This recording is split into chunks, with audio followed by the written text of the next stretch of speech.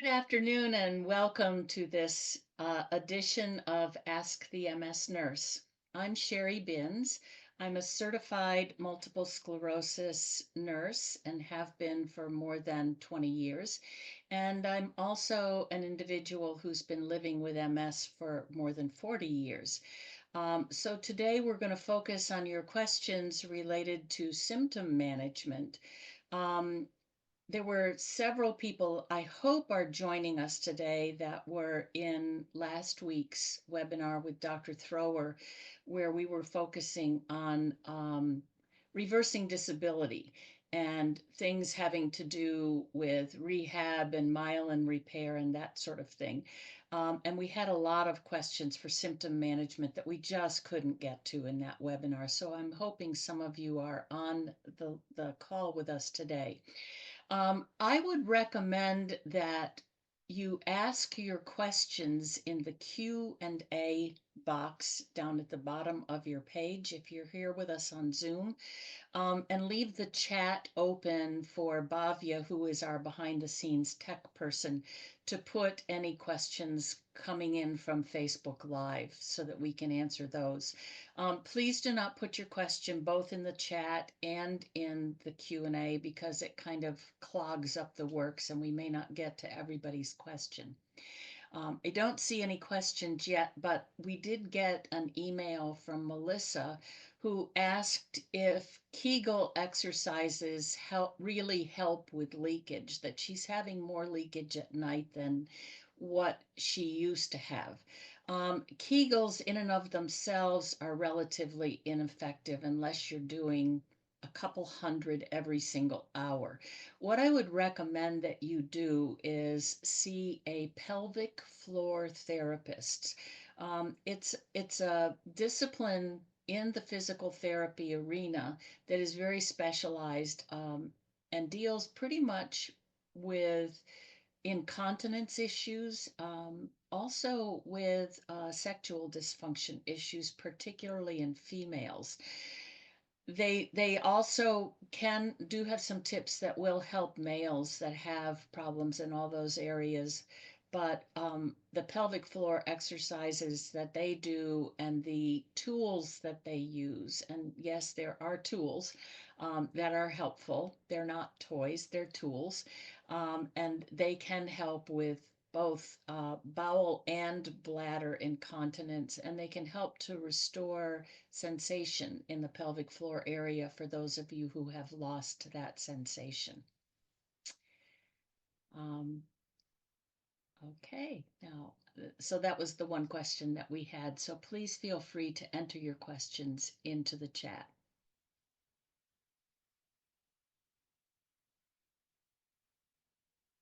One of the questions that was coming in during Dr. Thrower's webinar on Tuesday was about there were several people that asked, what kind of exercises do I need to be doing? Really, there isn't a pat answer for that. It's not your exercise program should be tailored to you and what your physical needs are. For example, if you're fully ambulatory, your exercise plan is going to be very different than if you're in a wheelchair. So please seek the help of a physical therapist in order to get an input on that. Amanda's asking, what is there to do for burning sensations in the hand and feet? My doctor prescribed Lyrica, but just at night. Lyrica is only just generally taken at night. I've had several people tell me that things like CBD oil or cream can help that. Um, it's a tough thing to really get under control. So again, the Lyrica may help. I will tell you that the Lyrica may take 4 to 6 weeks to really develop a therapeutic level, and you may never really get rid of that burning. I'm one of the fortunate people that after years of that burning sensation, um, it has gone away completely. So An anonymous attendee is asking, how does one get financial help with a disease modifying therapy when you're on Medicare? Tried the drug maker, the doctor, the insurance, pharmacy, all to no success. Your doctor's office should be fixing you up with um, a foundation that can help with the payment for your disease modifying therapy. I find that they're not consistent. These foundations basically will get funding once or twice a year for multiple sclerosis drugs. And it seems like the funding goes away almost immediately because there's a waiting list. Um, the copay for most of the self-administered medications when you're on Medicare and using Part D to cover the cost of your medications is usually between $2,000 and $3,000 per month. So it's hefty. What my doctor did when I was transitioning off of a self-administered medication or transitioning to Medicare and was on a self-administered medication 12 years ago. Basically, my copay at that point was $2,200. It's now $3,500 per month for that same medication. Um, and I wasn't able to get foundation help until halfway through the year. They did say that I was approved for a full year of copays, but the year resets in January, and by that point, you're always in the donut hole or in catastrophic coverage because of the copays. So he changed my medication to something that was infusible at the time because that is covered 100% by my insurance. Some of your infusions, if you don't have a supplemental policy, may actually have a 20% copay, but that's a whole lot better than $2,000 or $3,000 a month. Let's see. What are the best ways to improve spasticity? Again, from another anonymous user. Spasticity is muscle tightness for the most part. So using stretching exercises, hold your stretch for 20 to 30 seconds at a time. Otherwise, you're going to be aggravating the spasticity. You just need to hold it until the muscle just lets go with that stretch. And again, a physical therapist is a big help for that. There are medications like baclofen or Xanaflex, which is also known as tizanidine, that could be taken to help with the spasticity. Unfortunately, both of those drugs do have a fatigue and maybe even a fog, cognitive interruption component with them if they're taken at higher doses. So they're generally, particularly with the tizanidine, used at bedtime and not throughout the day to help with the spasticity. So the stretching is really important, and I would work again with a physical therapist to get started at least on that. Another anonymous attendee says, I've started several medicines at diagnosis based on my symptoms.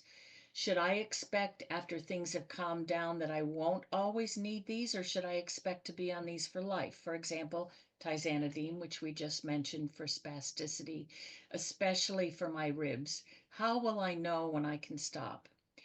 I would say for many of these symptom management medications, such as tizanidine, you can hold a dose and see if it gets worse. You're saying tizanidine, especially for your ribs. I think that may be that you're referring to the MS hug. What I find really works well with the MS hug is to cool from the inside really, really cold beverages and also ice packs around the area of tightness on the ribs. I've only had the hug really badly a couple of times during cold weather, and a heating pad has helped for that. So yeah, hold the doses. If they get worse, then go back. You might even talk to your doctor about giving you a lesser dose to see if you can wean down on some of these medications. And you, you probably won't always need to take all of them Exercises for fine motor skills of the hand. One of the things that I've found works pretty well, and I don't have a rubber band here, so I'm going to show you what I do. I just put a rubber band around my hand and then just um, do this with the hand. It strengthens the muscles in the hand. A rubber band is a little tighter than what this little bracelet is, but I think that helps with the spasticity. It's also when I've done that for a couple of minutes at a time and I take it off, I sometimes will have a fine tremor in my hand, and it seems like that exercise with the rubber band around my hand seems to calm that tremor down. Also using weighted utensils when you're eating and that sort of thing can sort of help with that. Using a heavier pen rather than like a big stick, using something that's a little bit heavier, that has a grip on it, can help with the fine motor skills as far as your pens are concerned. Chris says, does taking high amounts of biotin help with myelin growth? No, it does not. And that has been absolutely scientifically proven. We used to think that it would help. Biotin can be a real problem, and we didn't know this when biotin was being touted a few years ago.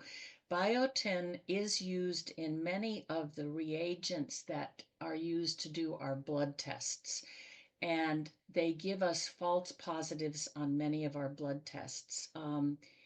You could be told that you're pre-diabetic or diabetic if you're on biotin, because it does raise blood sugar levels on the lab test results, not necessarily in your body. Same with your liver enzymes. It can look like some of your liver enzymes are dangerously high. So we're not recommending that anyone with MS take biotin for any reason related to the MS. I know that there are some people who have been taking biotin for hair loss. It may or may not help with that, but please be aware of the fact that biotin is going to change the values on your lab tests. So if you know that you've got regular labs due, stop the biotin 1 week prior to any lab draw and hydrate well to get it out of your system. So thank you for that question, Chris. An anonymous attendee says, I saw from the MS Society page on Facebook that the FDA has approved a new shot that is subcutaneous Ocrevus. It's called Zenovo. How long will it take to be available? Probably 3 or 4 months. It's twice a month. It's given by a healthcare professional, so you don't have the copay with it if you're on Medicare that you would have if you were injecting it yourself. You cannot get this to inject yourself. It's going to be given in a doctor's office or in an infusion center. Thank you for that question. Um, Perrin says, I found a good Medicare Part D plan with Cigna to cover a good part of my Kesimpta. I'm really glad to hear that. I know that with the negotiation of drug prices that we have been told about, bringing the cost of several regularly taken medications, mostly in the diabetes and hypertension arena, down, that we're also hearing that some of our disease modifying therapies and some medications that are taken regularly for the oncology arena are on the next targeted list of medications. So hopefully those will come down in price. Um, let's see. Amanda's asking, thank you for answering my earlier question. I'm curious to know how you got your burning sensations to go away. Did you change treatments or certain exercises? It wasn't exercises that got rid of the burning. The burning kind of went away when I got off of the injectable interferons and onto um, onto Rituxan, which is similar to Ocrevus. So it's a much more highly effective medication. And I think just that added bit of bringing inflammation down was helpful for that. So there's nothing in the literature that says that it's going to do that. I am hearing from a number of people, though, that once they've been on this class of drugs for a couple of years, a lot of their symptoms are calming down. An anonymous attendee says, why does having a small amount of alcohol aggravate my bladder so much?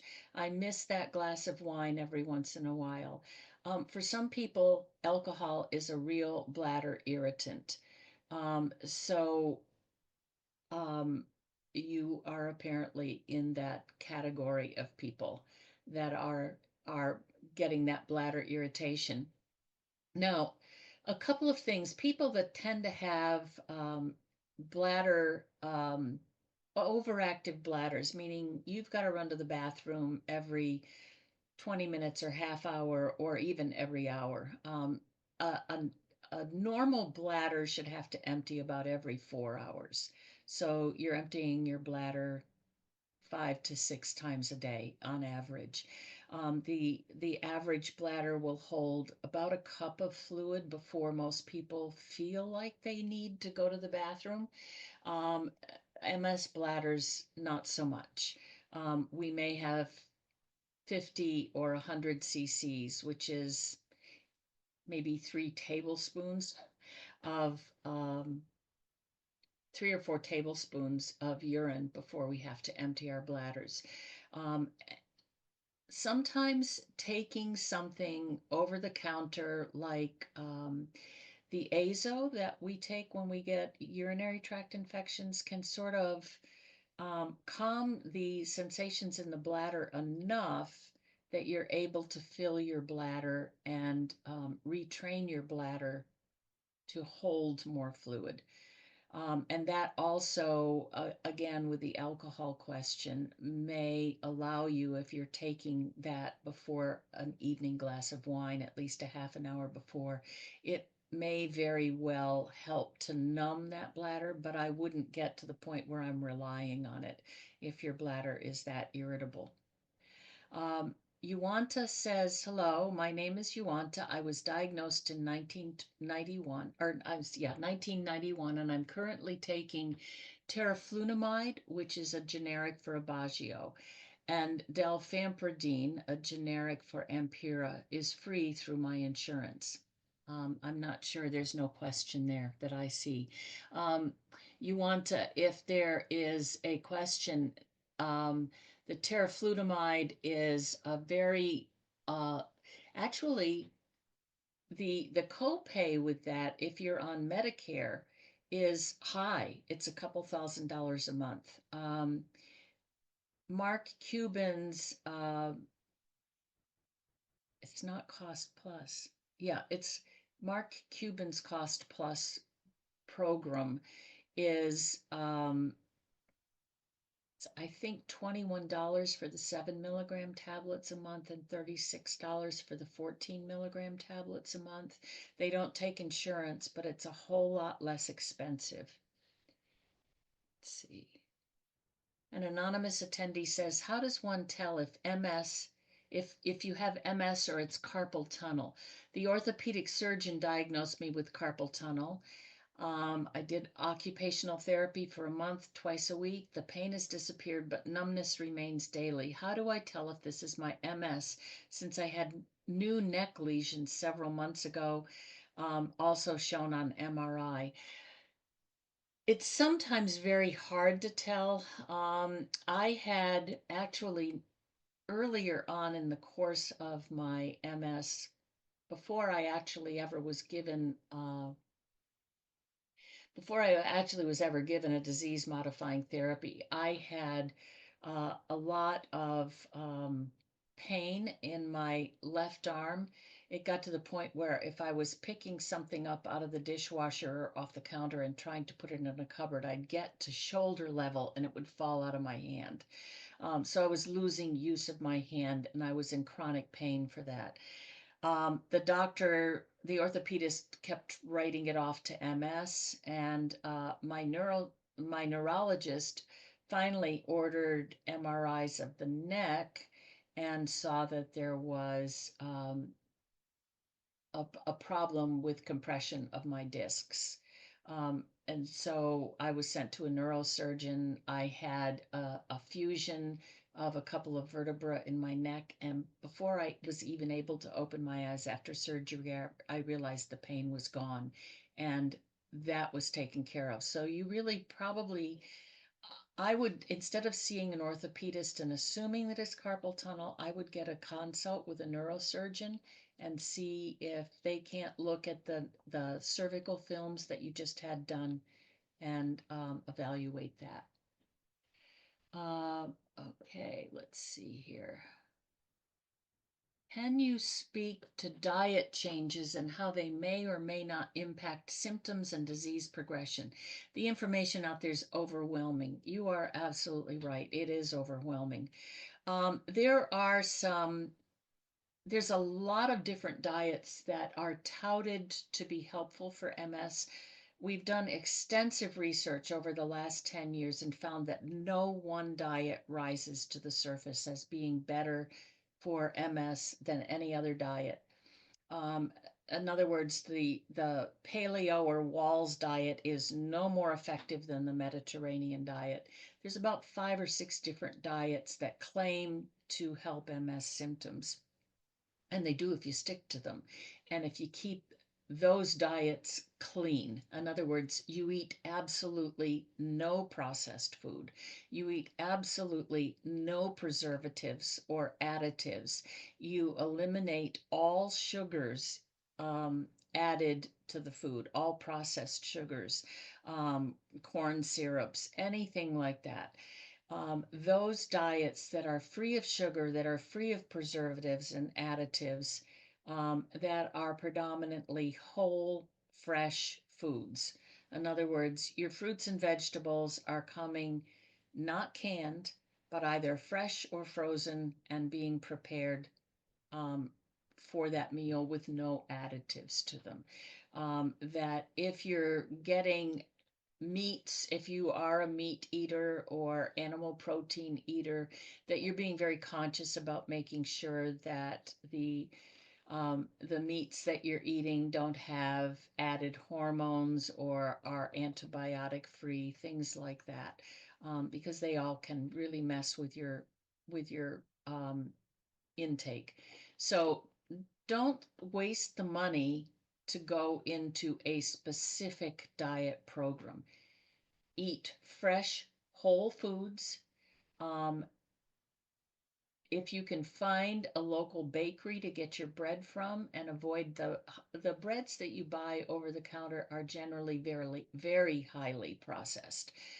So those breads are really not helpful. And I can tell you from experience that the majority of my MS symptoms calmed down or even went completely into the background when I started eating that way. It does take a couple or 3 weeks to really notice the difference if you're being really rigid with that diet.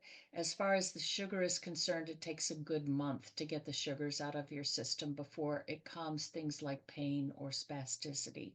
I do find that when I cheat and I have uh, some sort of a dessert, even if it's homemade without the extra additives, that sugar does tweak my system, and pain ramps up and spasticity ramps up and fatigue is worse.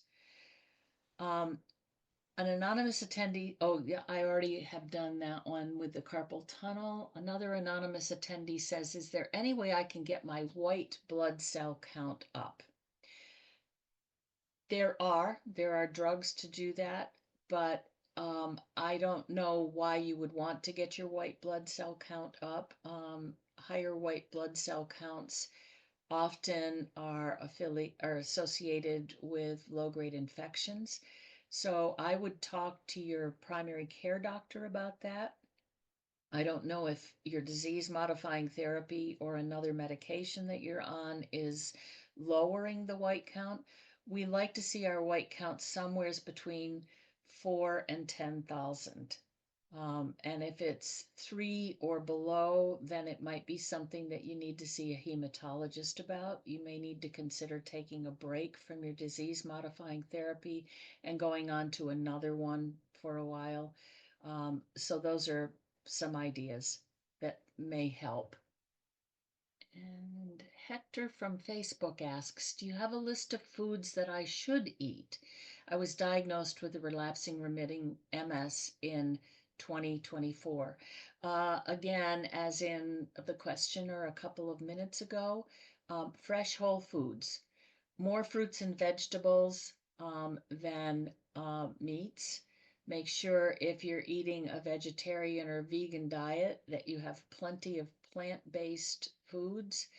Things like uh, things like the Beyond meats are probably not in your best interest to eat because there are so many products in them and so many flavor enhancers and stabilizers that they could really ramp some of your systems up or symptoms up. Um, but again, more fruits and vegetables on your plate than anything else. Avoid commercial breads because they have so many preservatives and flavor enhancers and chemicals in them. Try to either bake your own if you're eating breads.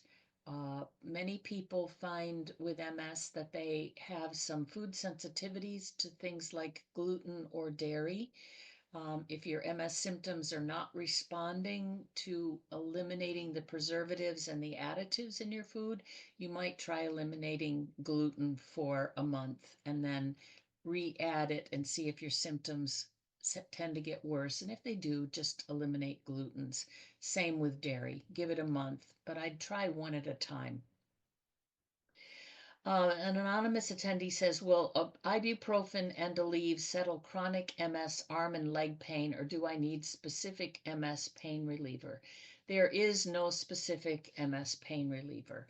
Ibuprofen and Aleve are both in the category of what we call NSAIDs. They're anti-inflammatory drugs. They should never be taken in the same day.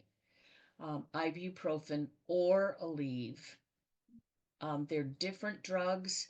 Aleve tends to be a little bit more powerful than ibuprofen does. If the pain is really bad and you have breakthrough pain between the doses of those drugs, then you might want to take some Tylenol in the midway part to just sort of um, give you a little extra help with that. An anonymous attendee says, what about dairy? Thank you, Cherie. Now, I mentioned the dairy. Dairy for me, some dairy is a problem. I find that things like milk, cottage cheese, ice cream, all tend to ramp up my pain, tend to make my spasticity worse. I always, before I started looking into this myself, I always kind of attributed gluten and dairy to irritable bowel, to bowel symptoms. With people with MS, there are a lot of us apparently that are right on the edge of that food intolerance. We're not lactose intolerant, but we may be lactose sensitive. We're not glucose intolerant, but we may be glucose sensitive or gluten sensitive. So I, you know, I would just really take some time and start listening to your body. Keep yourself clean of gluten or of dairy for a full month and then slowly reintroduce it and see if any of your symptoms get worse.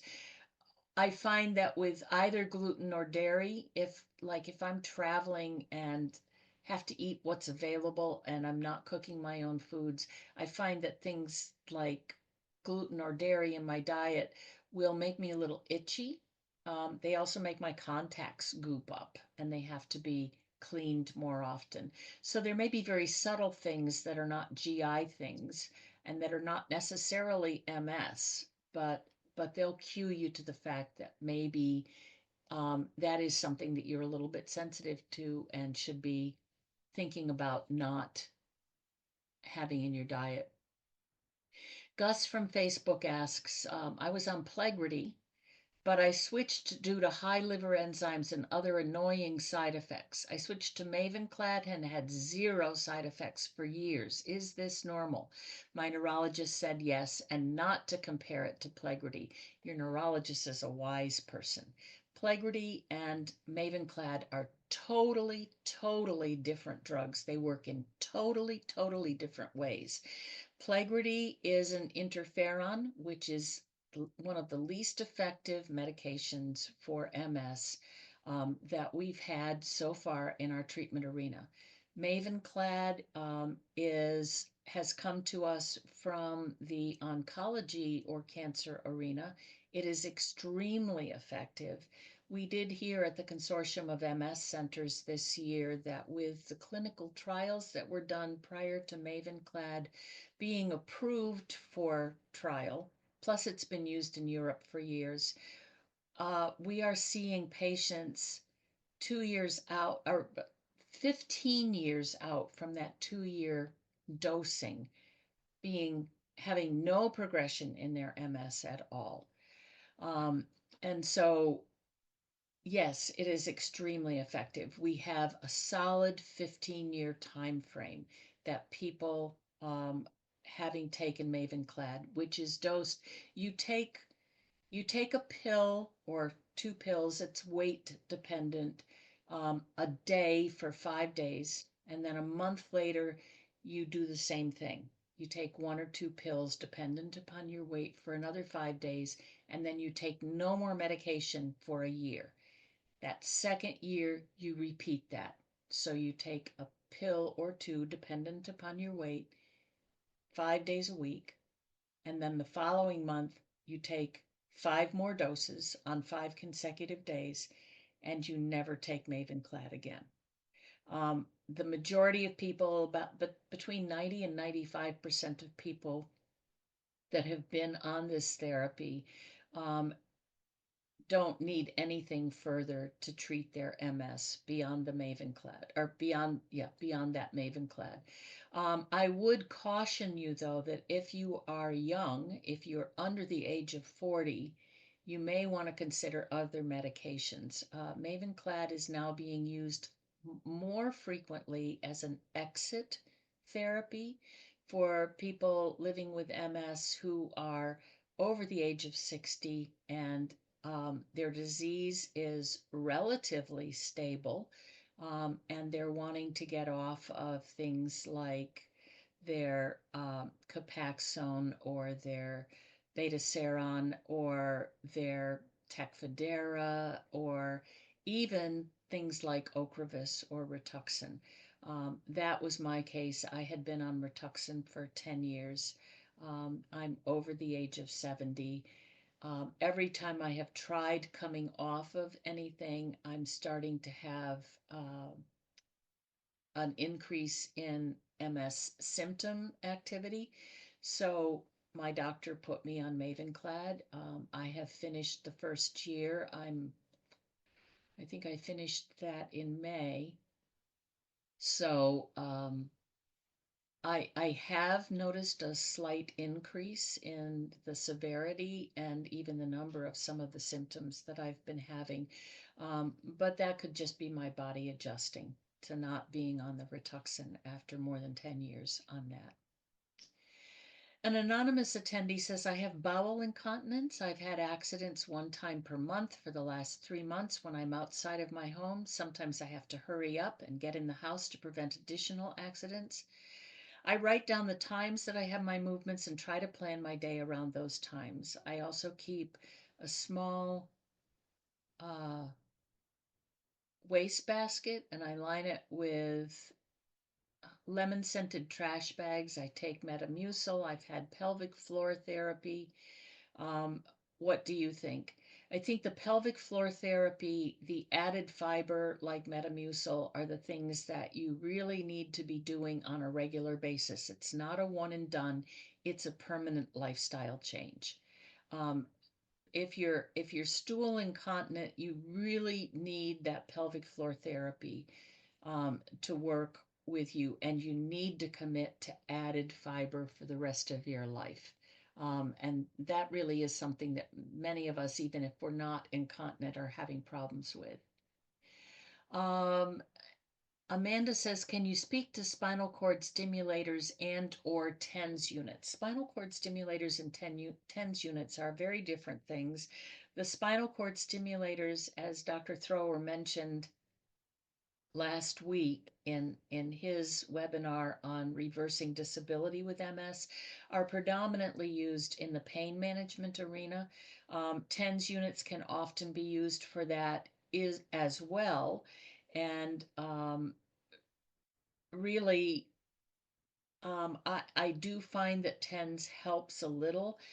TENS units are a lot less expensive than they were 20 years ago. You can now get them for $30 to $50 at medical supply stores or on Amazon.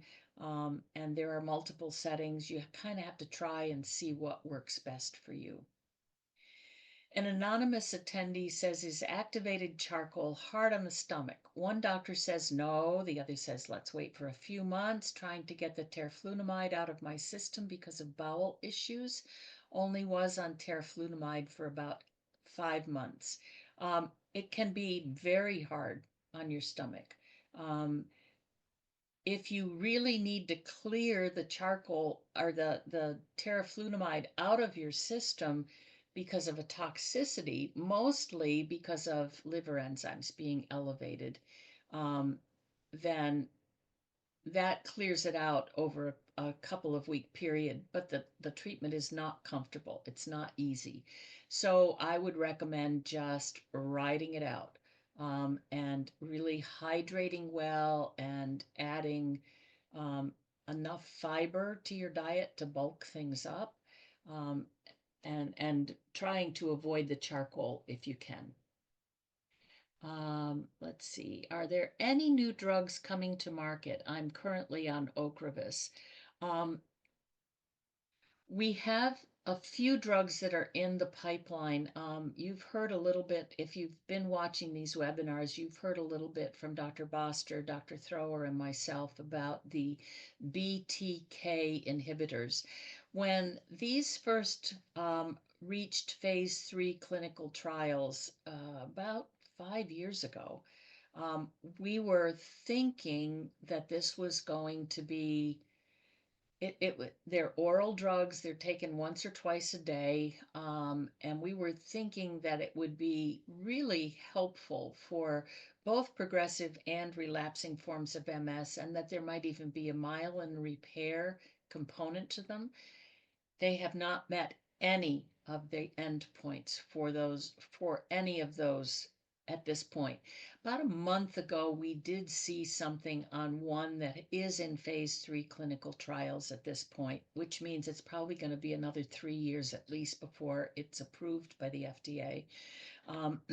That it was meeting some endpoints for non-relapsing forms of progressive MS, secondary progressive MS without relapses or without disease activity. And it seemed to be slowing progression in those individuals. So it was meeting a need that was not being met by other drugs. Um, there are a couple of things that are very early in the pipeline for myelin repair, for reversing disability. These drugs will not be probably given to any of us over the age of 40, because we're losing that ability to really repair myelin after that age.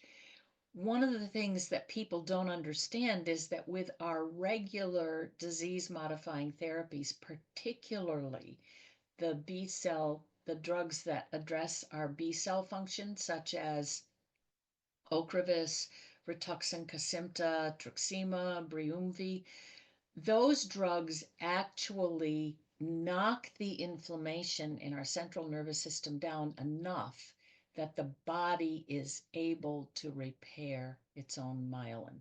So those drugs we're now seeing years out in the use of those that we're seeing actual repair um, in people that are on those drugs. Karen says, I've heard that MS patients are at a higher risk of heart disease. Are there symptoms to look out for this? Labs? If this is true, why? It is not true. We are not at higher risk for heart disease than the average person. You may be at higher risk for heart disease if persons in your family have heart disease. And if that's the case, you may be asked to take a statin medication to prevent heart disease, to prevent buildup in your arteries. But as far as MS is concerned, no, you are not at a higher risk for heart disease. An anonymous attendee says, your opinion on RSV vaccine for people with MS. Should I wait weeks after COVID and flu vaccine?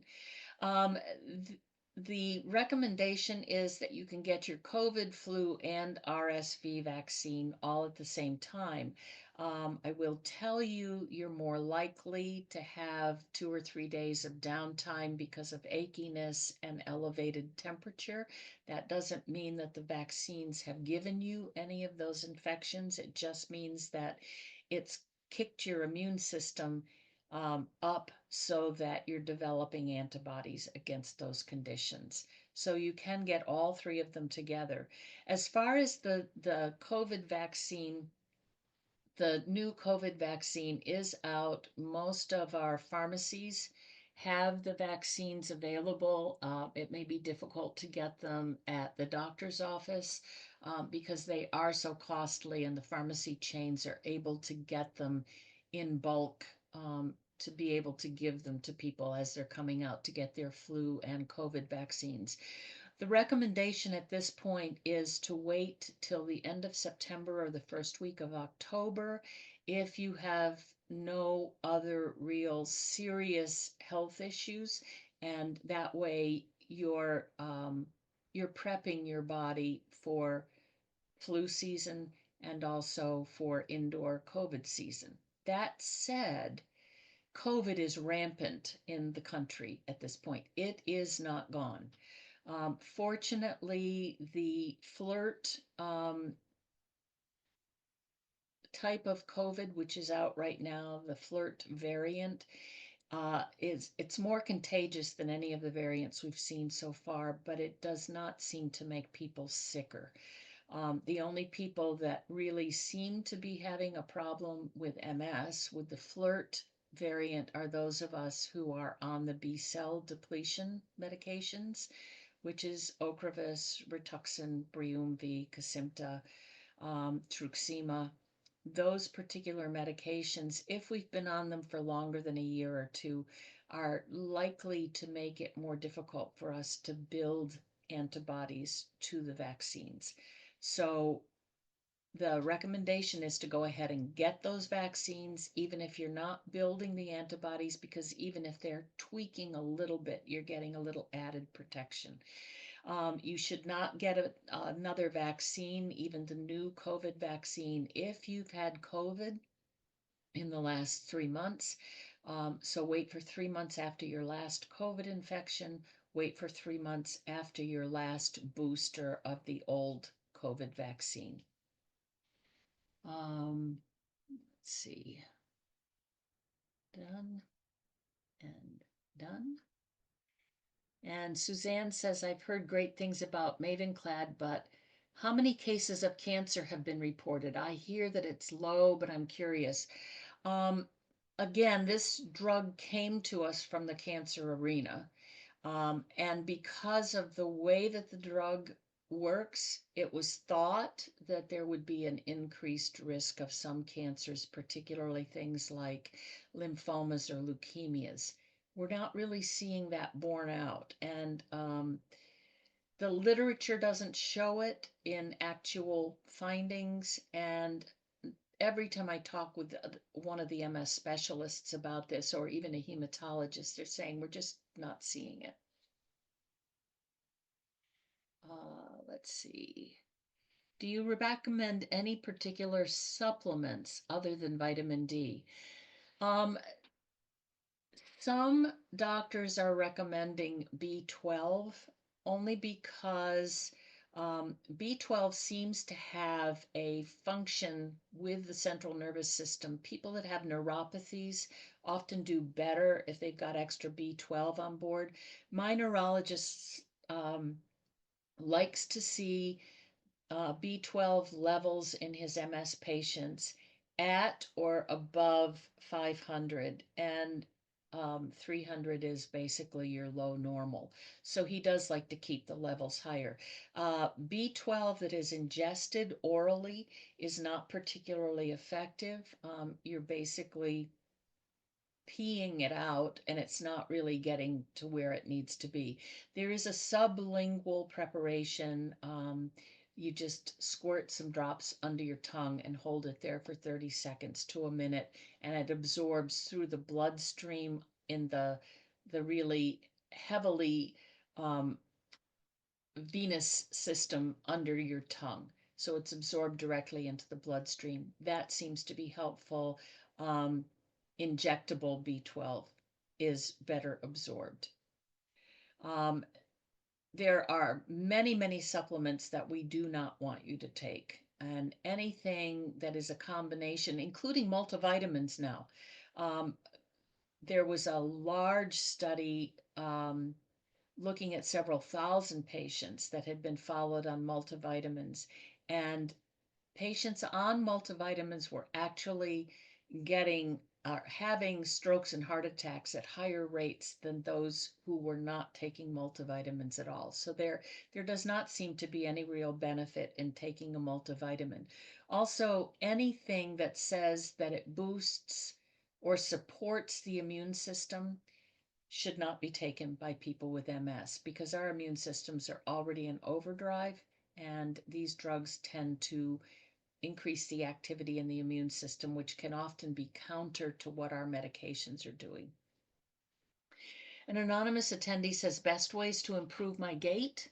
I've had MS for 30 years and I use a cane. Again, that's a question for a physical therapist.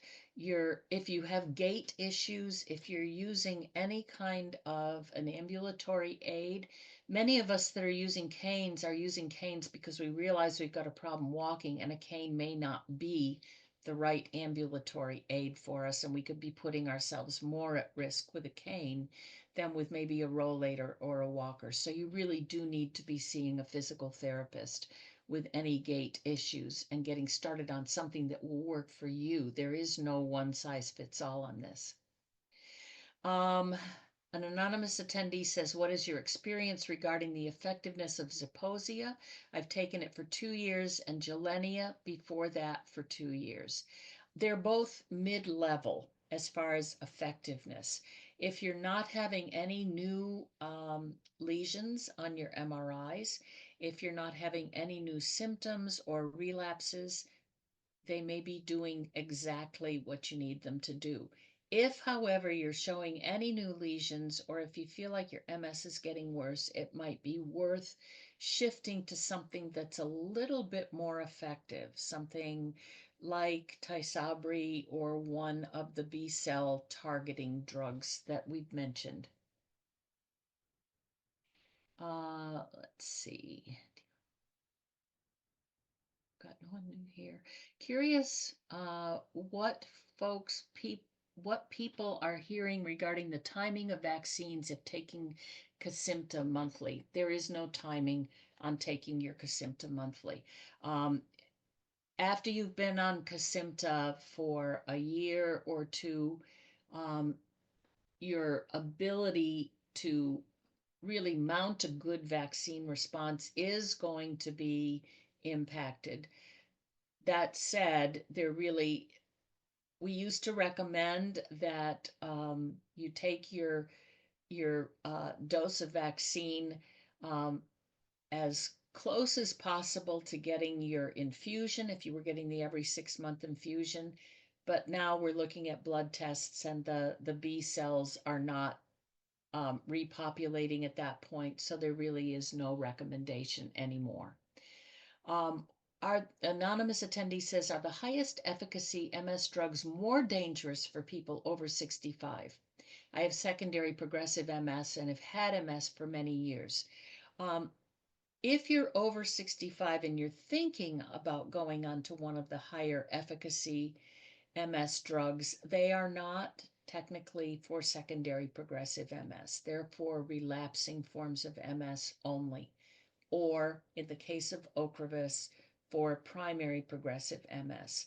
So it's really not an appropriate drug for somebody that's not having new disease activity, particularly if you're over the age of 65.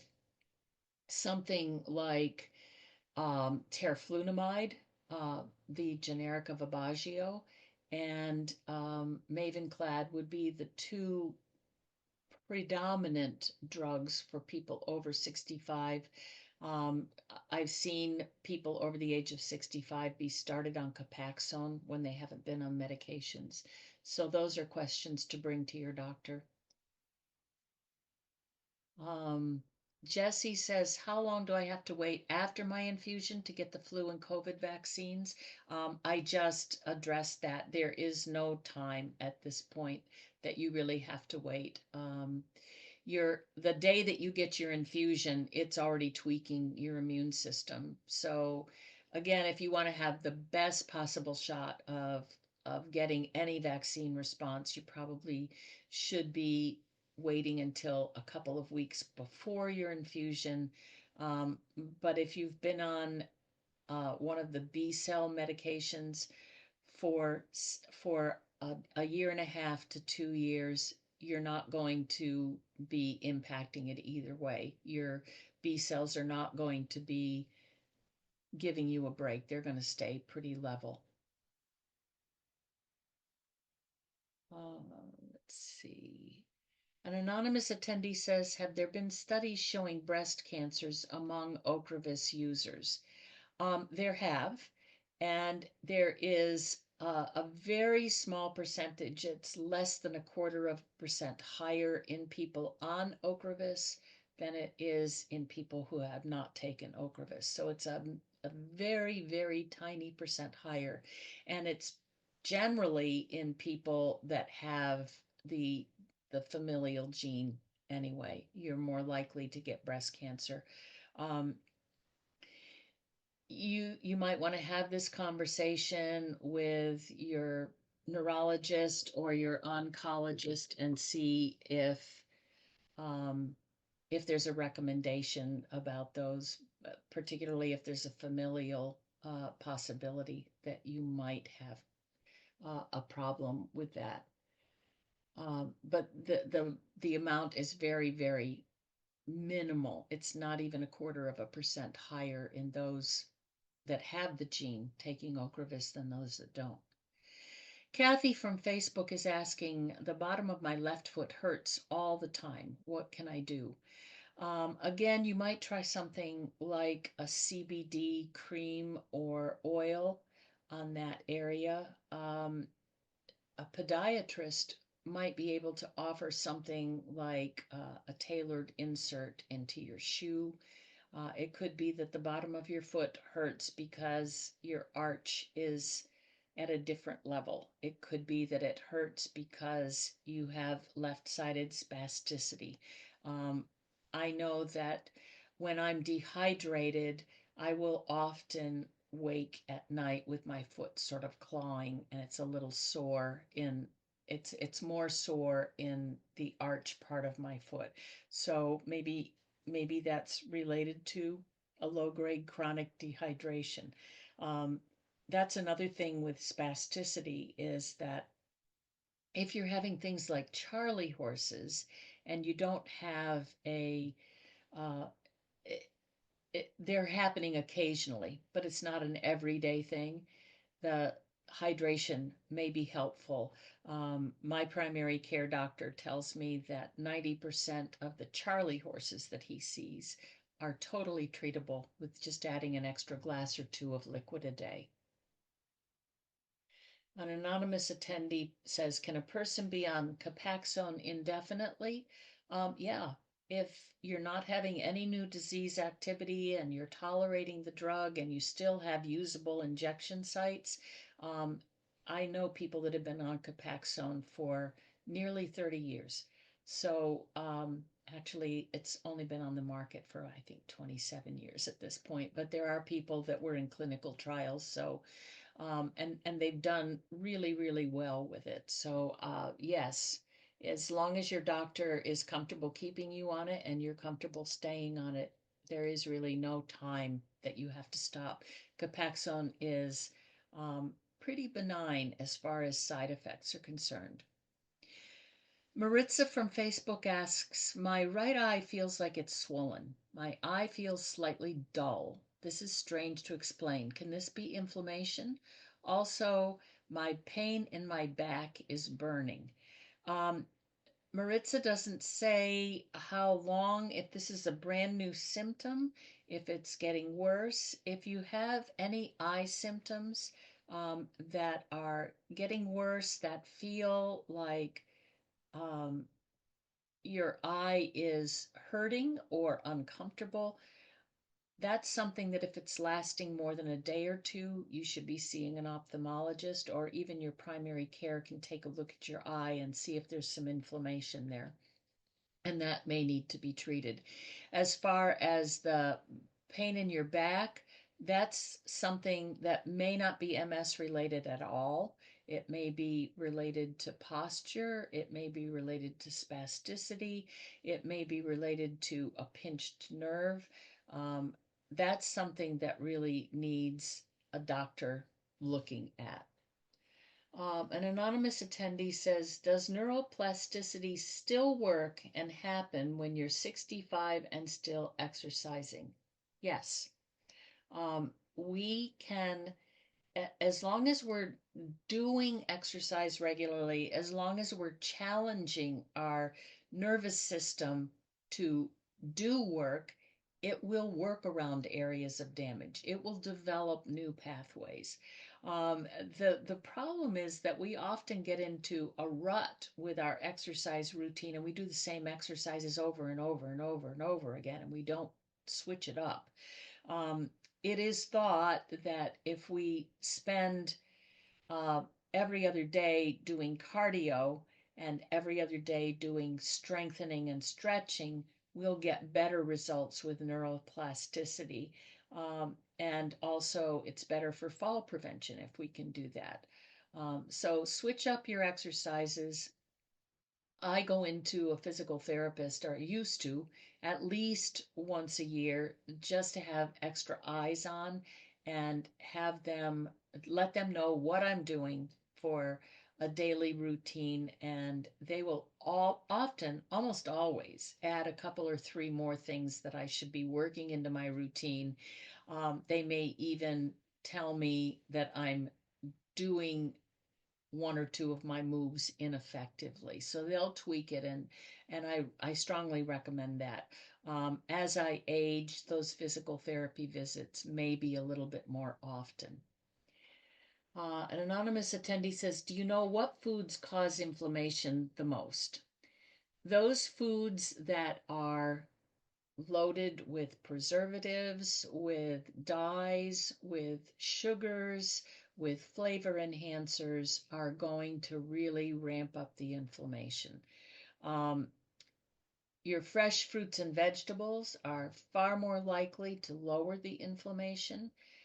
Anything with added sugars, corn syrup, sodas, uh, artificial sweeteners in sodas too, particularly aspartame, is in many people very inflammation producing. So try to get off of the sugars in the sodas. Um, get off your Diet Cokes if you're having more inflammatory responses, because it could be that the aspartame that's in there is ramping up the inflammation. Anonymous attendee says, does Metamucil powder work better than the capsules?